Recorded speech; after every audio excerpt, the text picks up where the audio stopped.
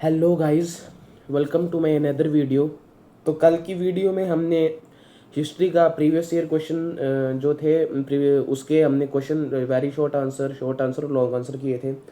और एमसीक्यू की वीडियो पहले ही मैंने डाल दी है, हिस्ट्री की भी और पॉलिटिकल की भी। तो आज पॉलिटिकल साइंस की हम सेक्शन बी के very short answer type question को डिस्कस करेंगे।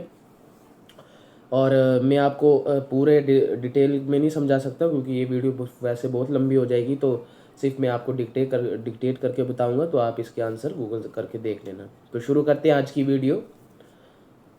Very short answer type question से करेंगे वीडियो आज की शुरू। क्वेश्चन नंबर 2 है, what are the key areas of cooperation between India and Sri Lanka. इसमें बताया है कि जो इंडिया और श्रीलंका है उसके कोई की एरियाज ऑफ कोऑपरेशन बताइए। उसमें जैसे आ जाएगा एफटीए, आ जाएगा फ्री ट्रेड एसोसिएशन, और मिलिट्री मतलब डेवलपमेंट आपस में देखते हैं, और कुछ मिलिट्री वेपन्स का भी एक्सचेंज, मतलब जैसे इंपोर्ट एक्सपोर्ट होता है। तो ये दो तीन की एरियाज है जो जो जो कोऑपरेशन जो मतलब उसमें जो इंडिया और श्रीलंका की फ्रेंडशिप को बताते हैं। क्वेश्चन नंबर 3 है, what are the main goal of disarmament. इसमें बताया है कि मेन गोल ऑफ डिसआर्मामेंट, इसके दो मेन गोल्स आ गए, जैसे reducing of weapon and prevention of war. आपने जो वेपन है उनको कम कर देना है, और वार को मतलब वार नहीं करनी है। इसके दो दो गोल होते हैं किसके, डिसआर्मामेंट के। क्वेश्चन नंबर 4 है, give any two main causes of global warming. एक तो सबसे मेन काज आ गया डिफॉरेस्टेशन, उसके बाद एक आ गया ग्रीन हाउस गैस एमिशन। ये दो मेन काजेज आ गए ग्लोबल वार्मिंग की। क्वेश्चन नंबर 5 है, what is our exploitation of resource. Exploitation of resource कैसे हो रहा है कि जैसे जो नॉन रेवेन्यूएबल रिसोर्सेज है उनको हम यूज़ कर रहे हैं विदाउट ये देखिए कि फ्यूचर जनरेशन के लिए भी इनको हमने प्रिजर्व करना है। तो इसी तरीके से आवर एक्सप्लोटेशन हो रही है हमारे रिसोर्स की। Question number 6, what was the focus of the second 5 year plan. Second 5 year plan में जो हमारा मेन फोकस था वो इंडस्ट्रियलाइजेशन था और पब्लिक प्राइवेट सेक्टर में था, जो हमारा सेकंड 5 ईयर प्लान था। What was green revolution. आपको पता होगा ग्रीन रेवोल्यूशन जो एग्रीकल्चर रिलेटेड चीज़ें हैं उनको बढ़ाना, और उनकी जो क्या करना, जो मतलब एग्रीकल्चर को बढ़ाना, और खेती बाड़ी हो गया, जैसे ग्रीन वेजिटेबल्स जितनी भी आइटम है उन सारों को बढ़ाना। यही था ग्रीन रेवोल्यूशन।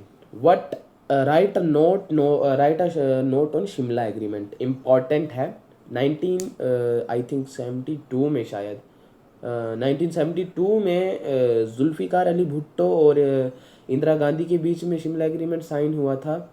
उसमें बताया, उसमें यही था कि जिसके बाद जो ईस्ट जो हमारा बंगाल है वो ईस्ट बंगाल में पाकिस्तान जो ईस्ट, एक ईस्ट बंगाल था, एक वेस्ट बंगाल था। जो ईस्ट बंगाल है वो पाकिस्तान बन गया, शायद यही था Shimla agreement. Question number 9, what is the role of language in regionalism. इसमें बताया है कि जो लैंग्वेज है उसका क्या रोल है रीजनलिज्म में। तो इसका एक यही रोल है कि जो लोग हैं वो अपनी लैंग्वेज, उनका पता लगेगा, उनका कल्चर क्या था, उनका हेरिटेज था, उनकी लैंग्वेज से पता लगेगा।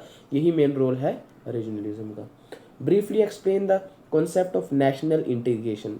इसमें बताया कि नेशनल इंटीग्रेशन में के एक ब्रीफली एक्सप्लेन कीजिए। इसका मतलब यह है कि अगर लोग नेशनल इंटीग्रेट रहेंगे तो जो देश है उसमें एक ब्रदरहुड की सेंस बनेगी, ब्रदरहुड भाईचारा बनेगा। यही है नेशनल इंटीग्रेशन में। लोग अलग अलग जैसे लैंग्वेज बोलते हैं, अलग अलग कल्चर है, उनको छोड़ के जब वो नेशनल इंटीग्रेट होंगे तो एक सेंस ऑफ ब्रदरहुड क्रिएट होती है। और यही है नेशनल इंटीग्रेशन, कि लोग सारे मिलजुल के एक ही चीज़ पे काम करें। इसका होता है national integration, without any religion, caste और एनीथिंग, उसको परे रख के national integration.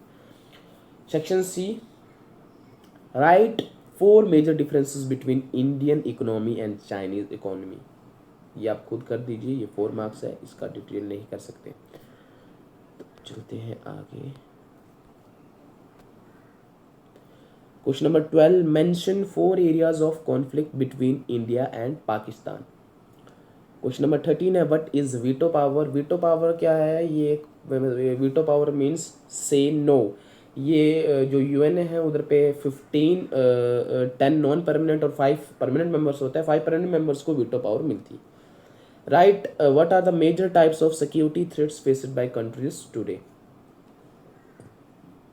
Right a short note on socialist party. 1992 से पहले जो सोवियत संघ है उसमें शायद सोशलिस्ट ज़्यादा सोशलिस्ट आइडियोलॉजी को लोग फॉलो करते थे। What was the main reason behind emergency in 1970। Political instability जो मेन रीज़न है बिहाइंड 1975 इमरजेंसी, इसको इंदिरा गांधी के शासन में लगाया गया था। What is the impact of globalization on India's IT sector? Section D passage पढ़ लो आप अच्छे से। उसके बाद आगे चलते हैं।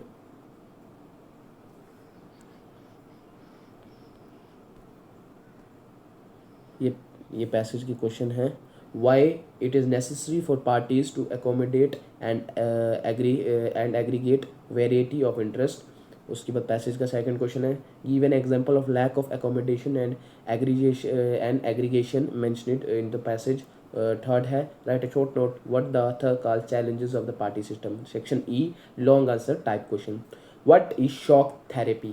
शॉक थेरेपी क्या था, sudden the painful transition from socialist economy to capitalist economy is called shock therapy। और इसके हमने बताया what is the best way to transition from communism to capitalism। How did the second most powerful country in the world USSR became so weak that it suddenly disintegrate, explain any 4 reason। इसमें यह बताया गया है कि जो आपको पता होगा 1992 से पहले 2 सुपर पावर थे, एक यूएसए और एक यूएसएसआर सोवियत संघ। इसका ये बताया गया है कि जो यूएसएसआर है वो कैसे वीक हो गई, उनके कोई मेन रीज़न बताइए। क्वेश्चन नंबर 20 है, how did the state of Hyderabad and Junagadh become a part of India union after independence. ये 3 स्टेट थी, एक थी हैदराबाद, एक थी जूनागढ़, एक और थी। इन 3 स्टेटों ने बहुत मतलब जब इनको बोला गया कि आपने किसी एक कंट्री के साथ या इंडिया पार्टीशन वक्त इंडिया पाकिस्तान की तरफ रहना है, तो इनने ये बोलते थे हम इंडिपेंडेंट रहेंगे, ना हम इनके साथ जाएंगे ना इनके साथ जाएंगे। तो ये जब इंटीग्रेट हुआ, इनको बताते हैं कि उस टाइम पे कैसे। एक था शायद ट्रेवन कोर था एक, हाँ हैदराबाद जूनागढ़ ट्रेवन कोर था शायद से। उसके बाद है, what is the legacy of partition, describe the problems related to the process of partition. Question number 21 है, discuss the events that led to tension as well as efforts taken to improve the relation between India and China। Last question है, what where Pandit Nehru की achievements in shaping Indian foreign policy. यही थी आज की most important video. उम्मीद करता हूँ आपको ये वीडियो अच्छी लगी हो। इससे पहले मैंने हिस्ट्री के भी प्रीवियस ईयर क्वेश्चन अपने यूट्यूब चैनल पे डाल दिए हैं, आप वो भी देख लो। और ऐसे ही और क्वेश्चन पेपर्स के लिए, प्रीवियस ईयर क्वेश्चन पेपर्स के डिस्कशन करने के लिए मेरे चैनल को सब्सक्राइब कीजिए और कमेंट में कीजिए इसके बाद आपको कौन से सब्जेक्ट के प्रीवियस ईयर क्वेश्चन पेपर चाहिए। धन्यवाद, मिलते हैं आपसे दूसरी वीडियो में।